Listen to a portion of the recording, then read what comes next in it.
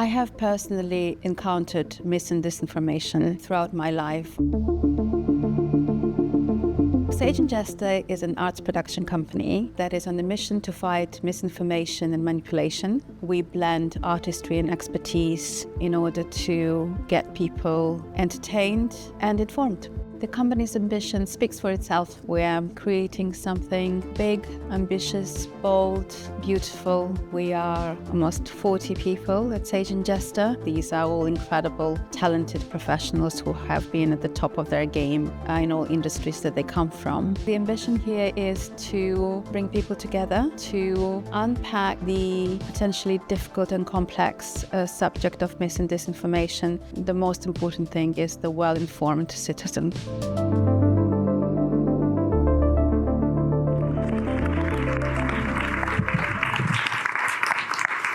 Hello, everyone, and welcome to this event with Intelligence Squared in partnership with Sage and Jester, who you were just hearing from, the arts production company who create immersive experiences designed to entertain, to enlighten, and to help you harness your internal BS detector. Did you all bring your internal BS detectors with you today? I hope so. They want to arm you with the tools to question, challenge, and pause before you believe what you see and read, which is very in theme with what we'll be discussing tonight. They do, by the way, in London, have a bold new immersive theatre experience called Storehouse, which opens in June. And I think you've been given flyers that have £5 off the tickets for that. So if you enjoyed tonight, there's more in store. And this is the second event in the Critical Conversations series. We'll be having another one tomorrow, all about giving you the tools to handle the everyday experiences to combat the misinformation crisis we find ourselves in. But tonight, what is tonight about? Tonight's about how to approach difficult conversations, whether it's in this polarized world or at the family dinner table. Anyone had an argument with a family member this year about something weird they believed in? Raise your hand. Whoa, that's quite a lot. My dad's raised his hand. That's interesting. Thanks, Dad. I'm Sophia Smith Galer. I am a journalist. I've spent a lot of my career debunking or addressing misinformation, and absolute delight to be here with Julia Ebner, Dr. Julia Ebner, leader of the Violent Extremism Lab at the University of Oxford Centre for the Study of Social Cohesion. She's a senior research fellow at the Institute for Strategic Dialogue, where she has led projects on online radicalization, terrorism, conspiracy theories, you name it, she's probably looked at it. She's an award-winning and internationally best-selling author of several books, including Going Mainstream: How Extremists Are Taking Over. And she's given evidence to numerous governments and advised intelligence agencies, tech firms, and international organisations such as the UN, Europol, and NATO. But tonight it's you lot. That's who she's going to be giving advice to about combating and dealing with misinformation. And Julie, my first question for you is, what brought you into this space? Because it can't always feel like the nicest to be in. Yeah, absolutely. I started looking at jihadism, actually, when ISIS was just at the height of their power. They were recruiting foreign fighters from Europe, from the UK. And I looked at radicalization pathways. And misinformation also played a role back then for some of these radicalization pathways. But then I saw the backlash on the far right side of the spectrum, where anti-Muslim hatred and resentment was really fueled by some of these jihadist attacks that were hitting the UK and Europe. And yeah, on a personal level, I've always been fascinated by group dynamics, especially toxic group dynamics. I think that comes from my own personal background. I was bullied in high school, and I was always, since then, I just really wanted to understand what drives people on a very human level to engage in just really hostile activities against people they other or people they see as enemies, and it starts on a very it can start with basically in childhood. And we also see, of course, that now youth radicalization has become more and more of a topic that the UK is struggling with, but also other countries. And I think social media has added a whole new level to those challenges that we're facing. What you were pointing to there, was it The Rage? Was that the book where you looked into jihadism and then as well as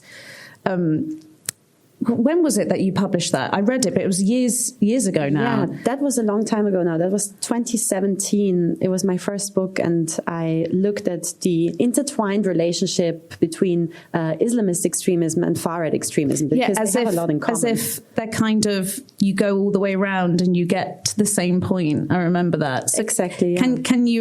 Can you explain that in more detail? Yeah, a lot of them, a lot of the conspiracy myths and also the narratives that they build on are very similar. Of course, they find common ground in that idea of wanting to go back to a distant past that is supposedly better than the present. And they also paint the world in very black and white narratives. They believe that there's the West versus Islam, or that there's some kind of inevitable war of cultures, war of religions, or war of races. And that's something that I found both on the far-right white nationalist side and on the jihadist side of the spectrum. And I was interested in also understanding what are the psychological commonalities that the people share who then become radicalized, who then join these groups. And even on a very individual kind of human level, I encountered a lot of similarities. And it might also explain why some individuals actually first joined, for example, a neo-Nazi movement, and then swapped groups and joined all of a sudden ISIS-affiliated groups, which was, to me, in the beginning, a complete enigma. But then when you look at it, it actually makes sense, because a lot of them are looking for very similar things, for a sense of belonging or some kind of exclusive group and community that they can be a part of. When and why did you first decide to go undercover? I did a small undercover investigation as part of that first book, but that was the first time. So I joined this Islamist organization Hizb ut-Tahrir at one of their meetings, and I also joined the English Defence League, the far-right movement here in the UK. Define joined. Okay, so of course it was all about setting up an identity, and in that case it was still very much I just went along to their protests. But I then did it more systematically and actually spent months setting up credible online accounts, a presence, to be able to get recruited by some of these movements. So, for example, in 2020, or leading up to 2020, I joined a whole range of different extremist groups across the spectrum. I joined, for example, the white nationalist group Generation Identity, which is a pan-European movement. They believe in the Great Replacement idea, that supposedly white Europeans are being replaced by non-whites in a kind of concerted plot by the global elites. And I also joined some conspiracy myth movements, for example, QAnon, and some neo-Nazi groups, as well as jihadist ISIS-affiliated groups. And joining means, in some of the cases, I was able to also go to some of their meetups, and I actually interviewed with some of them in person and joined their secret strategy meetings, for example, in a London Airbnb in Brixton.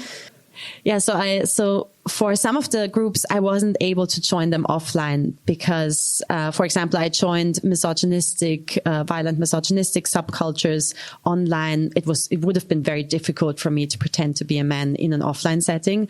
Obviously, the same is true to some extent for the jihadist movements. I think going to an ISIS meeting was also, apart from being very difficult, it would have also just been too dangerous. A bureaucracy to doing that? Have you got to get permission? Because I know within the academic research space, you have to get kind of ethics stuff signed off. Walk us through what that process is like. You can't just decide to go undercover in one of these groups by yourself and not tell anyone. Yeah, so to be honest, this was before my academic career, so I would have not gotten this through the ethics committees, I think. I did have my own, of course, I did it in my personal capacity, and I also did have some ethical boundaries that I wouldn't want to cross. Which were?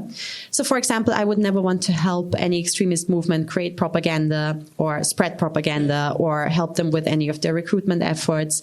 And I also always forwarded any plots or anything that looked like it might be a credible threat to national security. I forwarded that to the authorities. And sometimes I wrote a memo to the FBI, depending on the geography, because sometimes you also just don't really know, is this UK based or are these users now talking about something for the US?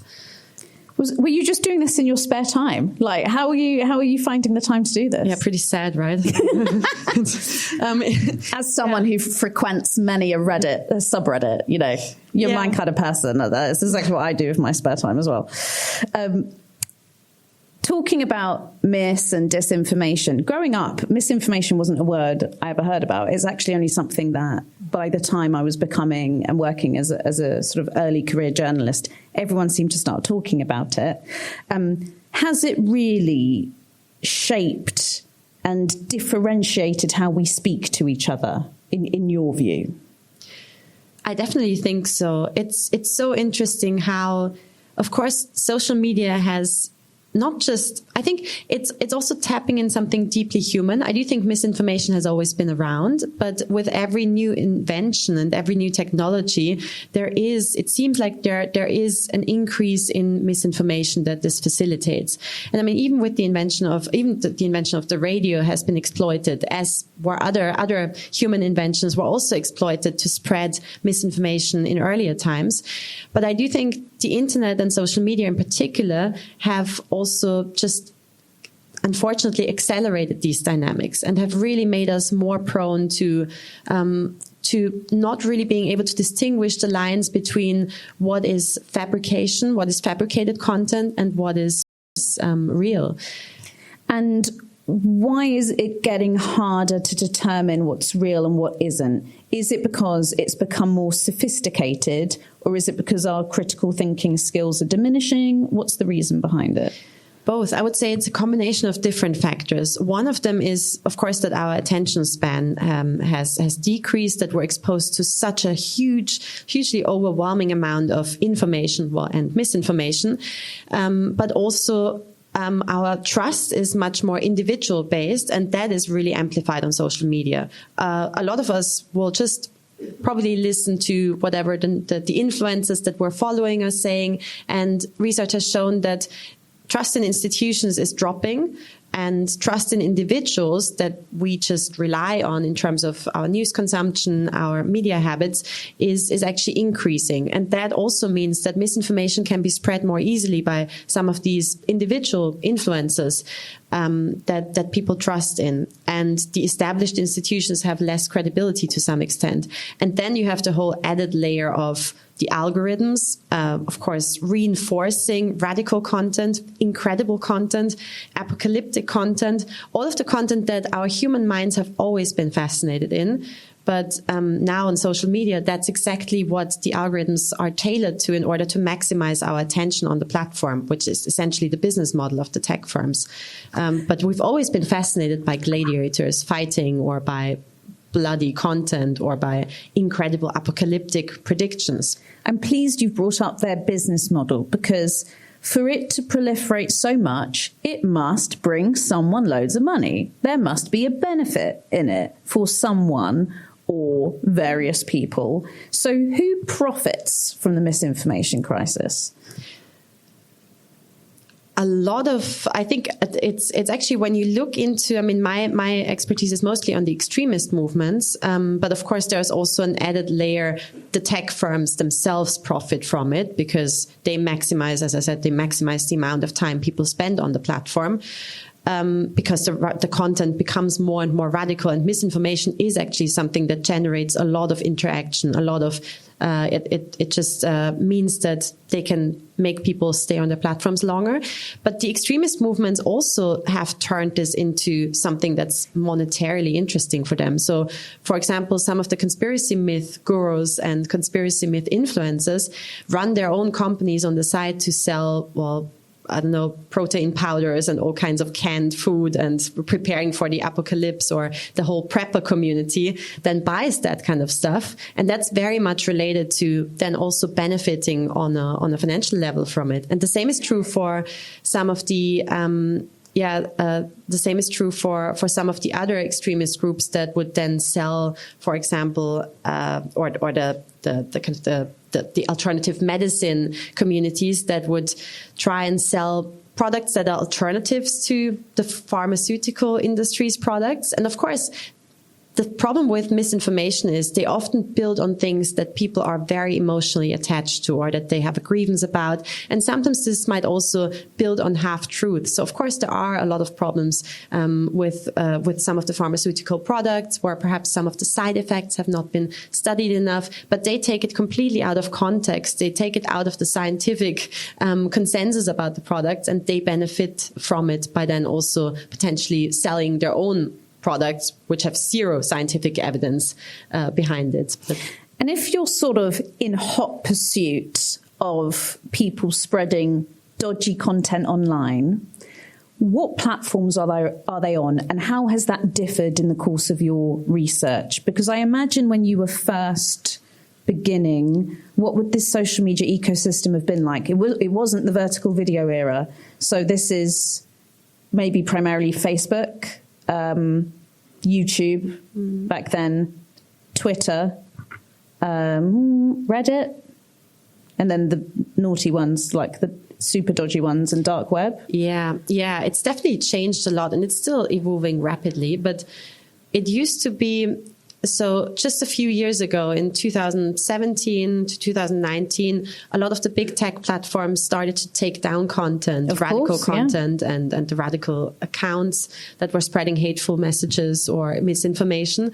And then, unfortunately, there was what emerged was almost an alternative tech space or alternative tech, old tech platforms, as we call them, with Parler, Truth Social, Minds, Gab, even alternatives to YouTube like BitChute and Odyssey. And all of these platforms were used by extremists, sometimes under the banner of unlimited free speech, sometimes also explicitly trying to provide a safe haven for extremists. And they were used very often to coordinate campaigns that would then be carried out on the bigger platforms, or to radicalize people who were already part of those communities or who had already entered those platforms. Are they still active on those, or do they even need them anymore? Because, of course, in the past year, we've had the sort of reversal of interest in fact-checking from Mark Zuckerberg. We have had the Muskification of Twitter, now X. Do they even need alternative spaces anymore, when it feels like mainstream's becoming a bit alternative too? Yeah, right. No, they still use them, but it's very true that we've seen a complete turnaround when it comes to platform policies. And I think it started, of course, with Elon Musk's purchase of Twitter, now X, in 2022, when then there was a whole trend that started with other platforms jumping on that bandwagon and not actually removing misinformation anymore. For example, YouTube then in 2023 announced that they would no longer remove US election-related misinformation. And then, of course, we saw what happened in the last couple of years with extremist accounts returning to some of these big tech platforms and the removal policies changing entirely and misinformation again being completely normalized on these platforms. So there is no longer a real need for these old tech platforms. I would say that they still sometimes use them, for example, when they plan campaigns. And for researchers like yourself who are monitoring this, what risks do you face trying to do this kind of work? It's been quite scary in the last couple of years because I've seen that a lot of researchers in my field have really been silenced, have really been afraid of doing research into misinformation, into topics related to radicalization and extremism, because they're so emotionally and politically charged that it's very likely that even if you publish something, well, in the academic space, of course, academic papers get less traction usually, but as soon as you publish something with a media outlet or you put yourself out there on social media, it's very likely that you face some kind of smearing or misinformation campaign, or that that some of the people in the extremist communities try to silence these researchers. And even on a legal level, there are more legal threats related to it, because as soon as you use any type of, or as soon as you make any types of evidence-based claims about X, for example, that would criticize Musk's policies, you might face a campaign or you might even face legal threats. So I think a lot of researchers are very careful nowadays.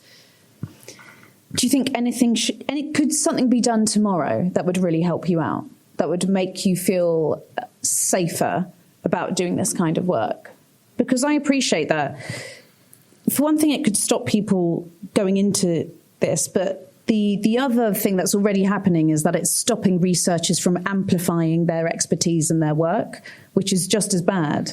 So what could help you tomorrow if someone changed something? Is it the platforms or is it government? I think it's a combination, but on a legal level, I would say that it would be really important to guarantee researchers full access to platform data. So if we had the guarantee that we're not going to get sued if we analyze data from the big tech platforms, because it's important to shed light on the dynamics, then of course that would enable just researchers to do much better science and to understand a little bit better how do campaigns form on some of these platforms, especially the ones that currently don't allow you to scrape them without paying huge amounts of money. So and the money's enormous. In order to get access to this data, we're talking at least like 40K? How expensive is it? Depends, I think, depends on the amount of data that you want. But of course, for a lot of the projects, you need to collect a lot of data in order to make any representative claims or in order to really have meaningful findings. And so for a lot of researchers, I think that's just exceeding their own research budgets. It's not hundreds of pounds and it's not thousands of pounds. It's tens of thousands of pounds. It is ridiculous. I want to move now from the landscape of misinformation, as it were, to our own lives and conversations we may be having in our personal lives. And I'm especially thinking about conversations we have with people we know. I'm not talking about getting into something in a comment section on a video with someone who's wound you up, but it is ultimately a stranger. When it comes to speaking to people we know in real life and someone you love, you believe is now endorsing something that you know is not based on the truth. It could even be based on a premise that causes harm to others. How is it that you can engage someone without alienating them off the bat? Let me first say it's extremely difficult to do that. But I would say that the most important thing to keep in mind is that you always need to build an emotional or psychological bridge. You need to understand what is the underlying psychological purpose of, for example, the conspiracy myth that they might believe in or the radical belief that they hold. Because usually it really depends on the individual. So a lot of them will have some kind of internal grievance about something, frustration or even trauma, that they then relate to a narrative and the conspiracy myth, and they kind of connect the personal identity with a collective identity. And that can lead to a phenomenon that we call identity fusion, where your personal identity becomes one with the group identity. And then people start to perceive other members of the in-group as family-like, as kin-like. And they're willing so if you're attacking my attitude, you're not only or my beliefs, you're attacking like my people. Exactly, yeah. And the problem is also, of course, that means that some of these even online subcultures or some of these extremist communities can become part of who you are and can also feel like family and almost replace your biological family. And that means even if you're the mother or sister or daughter of someone who's been radicalized, it's very hard to get through to that person because their identity is all tied up with that other community. So, I mean, you began that by saying it's very hard to do. Is there a solution beyond trying to do something yourself? There definitely is, and I would recommend, depending on where that person is on the radicalization trajectory, especially if they're very deep down the rabbit hole, then I think it's necessary to seek psychological help and to ask professionals to help or to inform, prevent. But I would say at the beginning of that journey, I do think that family members or friends or relatives can do a lot to help that person get back out of these networks. In particular, when you do feel that there is something that if you try to highlight, for example, experiences that you share with that person, and you try to find those kind of a bridge to them on a very human level, that can often help them to break through some of their very rigid ways of thinking about the world. And equally, sometimes identity fusion comes about because people feel that they've had some traumatizing or deeply emotional experience with their in-group. If you break that apart and you actually show them, well, not all of your experiences are shared with that community. They are very different on so many levels, and you try to really make a very experience-based point about their identity, that can potentially also help them get out of it. And is everyone in society like equally vulnerable to radicalization? Perhaps not equally, but something I found especially in my undercover investigations for my book Going Dark, was that I think everyone can be vulnerable at specific points in their lives. We all have periods of uncertainty, periods where we're just where we might just be more vulnerable because of personal trauma or because of difficult experiences that we're in.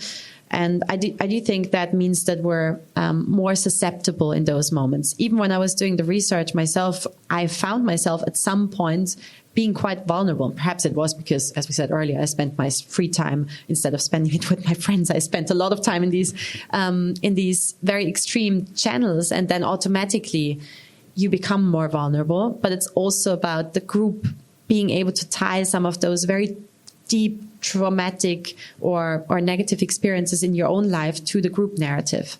I think that's quite a normal experience, because last year I made a documentary called How to Save an Incel, and it was off the premise of academic research that had asked the very interesting question of, can a subreddit de-radicalize as well as radicalize? Because we always hear about Reddit as a possibly radicalizing space online. And there is a subreddit called Incel Exit. Are you familiar with it? Where there are some young men who feel like actually they have found a way out. And I've not only been in that subreddit, I have been one of the people who's given advice in that subreddit, because it's full of kind of lots of different people in there who are willing to give their time to give strangers advice on the internet, who are trying to seek a way out of this space. And the researcher who had been investigating whether this could be an interesting tool or solution said to me that when he had begun doing this research, the pandemic had just started, and he suddenly found himself living completely alone, without the usual faces and chat and real life interactions that he usually had. And he was so involved in these spaces online, because he was researching them for his research, that he began to sort of understand and see the world in the way incels do, the way that they kind of put everyone into a social hierarchy. Probably won't go into it tonight, but the way that he would start looking at couples and thinking, well, why is she with him? He's like a low-value man. Why are they together? And this is someone who's investigating this space. This is someone who believes themselves to be very sort of clued up on it. You're still vulnerable to it. That's very interesting. What happens if we think, I'm not sure how often this happens, to be honest, but what if we think we might have a problem? So it's not that someone you know has a problem, but if you have a moment where you're like, hang on a second, I was believing this thing that I'm now wondering if it's not so chill to believe in anymore. What is it that we can do with our own sort of expression online? Social media detox, I would say. Really? Yeah, just going off social media for a week or two, and meeting more people in person again. Because I think that really helps us sometimes to take a step back and reassess who we are, how we engage with others, how sometimes our emotions just get caught up in online debates or in the type of media that we consume. So it's. But what happens when we go back online? I mean, maybe it's safer to stay online. Detox forever. And then what happens if we're at a dinner table and you feel like things are getting heated and you kind of have choose your own adventure? Do you think, right, I will get heated too in an attempt to break down what you believe in the hope that I can dispel it? Or is it best to try and control and minimize what could become a volatile scenario? Yeah, very tricky. Probably many people in this room have been there and can relate to this. But I do think, I mean, although our natural inclination would often be to try and control it and try and debate that person, I do think it's actually using a more subtle approach and trying to get themselves to reach a conclusion that is perhaps not as rigid as the one that they're getting to right now is the best way forward, to really trying to make them question their own beliefs. But in a very subtle way. And I do think it's something about prompting them to reflect on their own feelings about something or on their own, their emotions, their fears, and so on, but without making them feel like they're in the psychologist chair. And so it's a hard, I think it's a very, really difficult balance. In your work, have you ever looked at the concept of sacred values? Yeah. Would you be able to sort of, has that been a useful framework for engaging with people at all?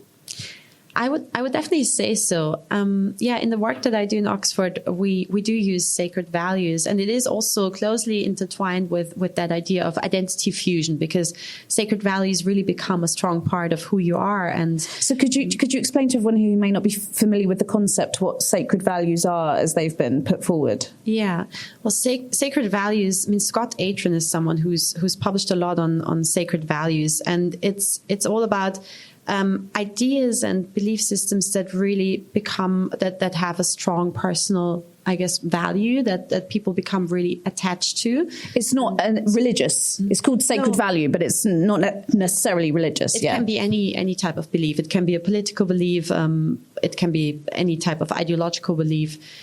I would even go as far as to say that some of the communities that we now see, where the intelligence and security services talk a lot about them at the moment when it comes to youth radicalization, those communities that glorify violence for the sake of just violence, or those gore and aggressive online communities, that even they hold types of sacred values that connect them to each other and to this idea that, well, they don't do everything for these beliefs. I mean, they would go as far as to kill their own pets, or go even further when it comes to that glorification of violence.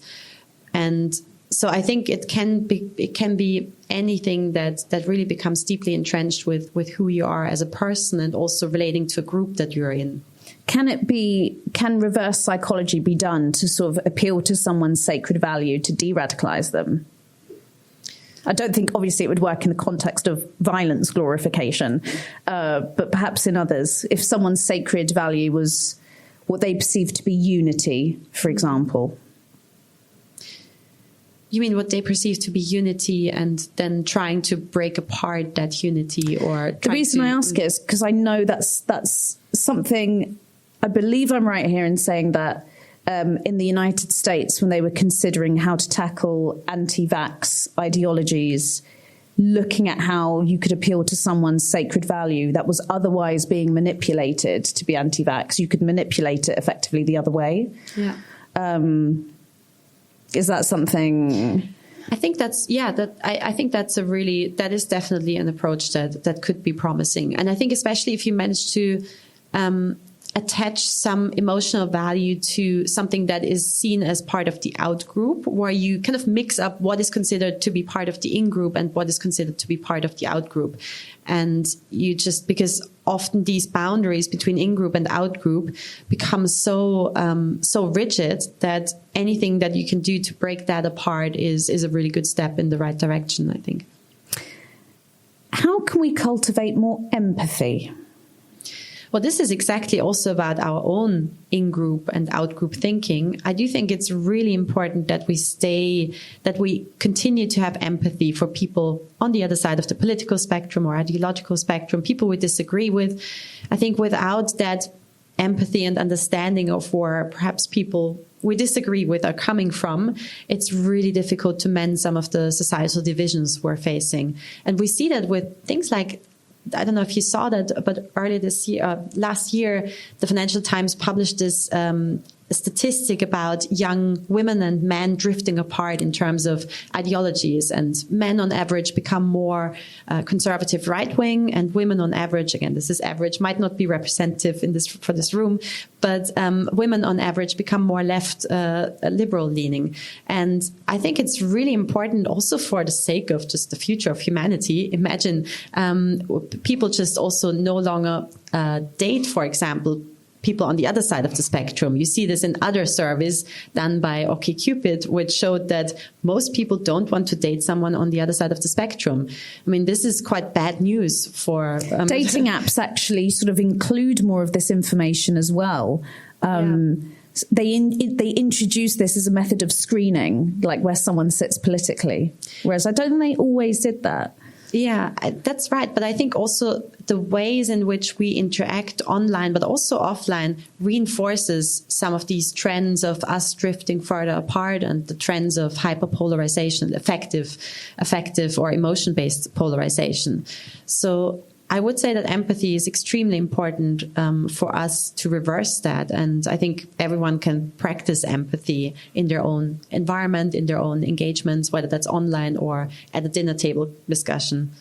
And if there is one thing that our audience members could take with them to do tomorrow that you think would help maybe give not even themselves a protective film against misinformation, but those they are around, what could be one thing that they can do other than not go on social media that day?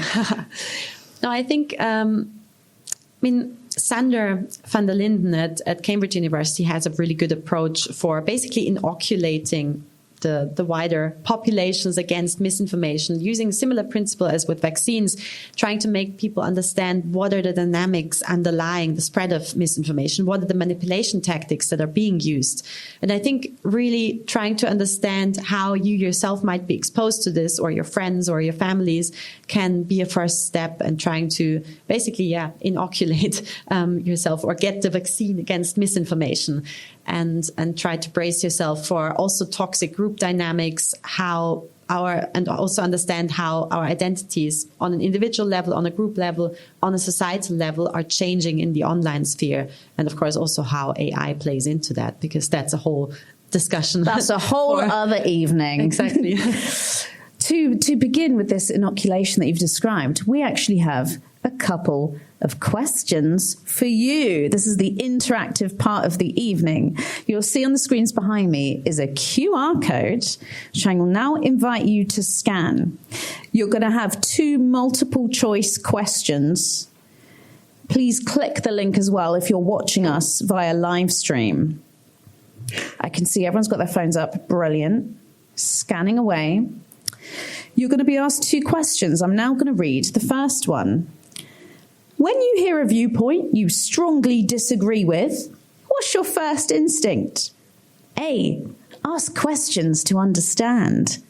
B, refute it with facts.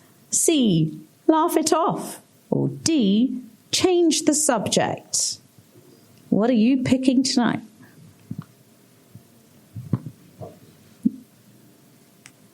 Ooh. Very empathetic crowd, you lot. You ask questions to try and understand. What's your view of the data in front of you, Julia? This is great. Well, I do hope that everyone goes out and does this with their next dinner table conversations. I do think that also, of course, refuting facts and also laughing it off can sometimes have an important role. But I would say that asking questions are a really good starting point. And I do think humor can sometimes be helpful, but sometimes it can also push people further back because it people feel like they're being humiliated or not taken seriously. So I do think it can, but in some circumstances, it can certainly be a good way of just, or just changing the subject, can also sometimes be helpful. But I think overall, asking questions to understand better why people might hold certain beliefs. Sometimes it can be hard as well, refuting with facts, because someone says something and you know it sounds slightly weird or off, but you don't necessarily have the data at hand to be like, this is wrong because blah, blah, blah. Yeah, and the problem is, even if you then look up the data, they might not believe the source of the data, even if it's a very trusted media source or a statistic from an academic paper, because their conspiracy myth might already cover all of these institutions as part of the bigger conspiracy. Second question. You may have to scan again. If it's not on your screen, scan again for the second question. Which is more dangerous in today's culture? Oh, you've already been voting. A, misinformation spread seriously. B, misinformation spread as a joke. C, people who can't tell the difference. Or D, social media algorithms. Wow. Wow. I'm saying wow because more of you are voting for the third option than I would have guessed. I do think this speaks to more widely, media literacy. A lot of us often say that, oh yeah, there's not much media literacy or there's not enough media literacy. But the problem is, how do you fix media literacy? And it's like, let's teach it more at school. It's like, great. What about all the people who aren't at school anymore? Yeah. But it also, I think it shows actually a really well-informed audience, because it is very true that not being able to distinguish between that difference of satire and actual misinformation is the trickiest part, because a lot of the extremist movements that I look into use satire or humor as a way of circumventing laws and as a way of spreading their misinformation.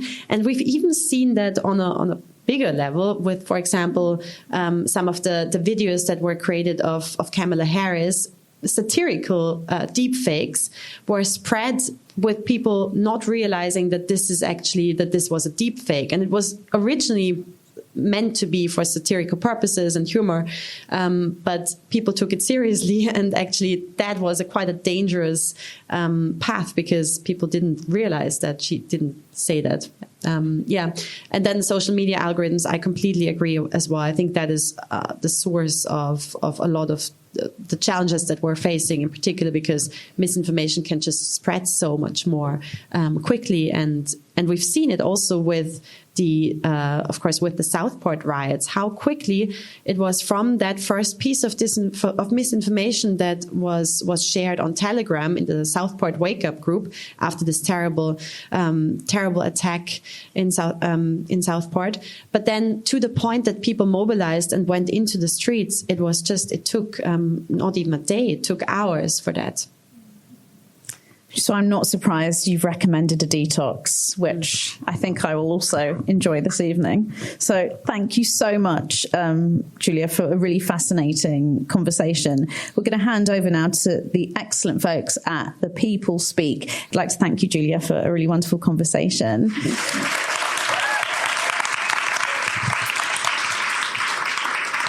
Make sure to visit sageandjester.com for all the exciting experiences that they've got coming up in the fight against the misinformation crisis. Over to The People Speak. Thank you for coming. Thank you.